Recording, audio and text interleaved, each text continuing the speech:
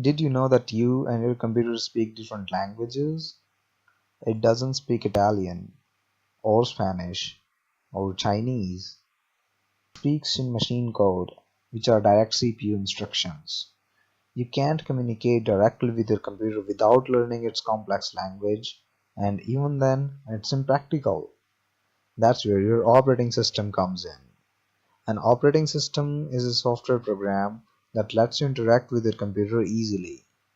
Together, the operating system and the computer hardware forms a complete system that determines what your computer can do.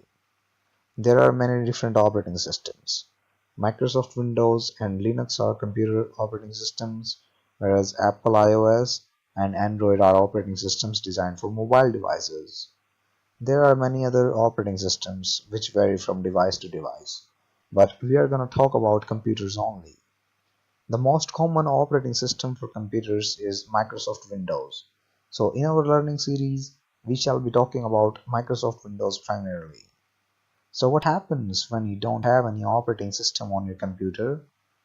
Well, it gets pretty hard to communicate with the computer without an operating system, and to do so, you require a high level of programming skill in a very impractical language, and it would require you writing a lot of lines of code just to do basic things.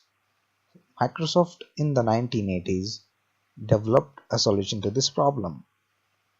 It was a command line interface, sometimes referred to as character user interface, called Microsoft Disk Operating System, and it was first released in 1981. It provided an interface between user and computer. Later on, a graphical user interface based operating system was designed to make it even easier for users. This was named Microsoft Windows 1.0. But what happens behind the scenes, you ask? Well, simply put, there is an instruction set written for every operation which tells it what to do when user gives a specific instruction. This basically converts a click of the mouse or a combination of keys into an action of allowing the user to effortlessly achieve something that without this software would be incredibly difficult. So that covers the basics of what an operating system is and why it is so important to have one.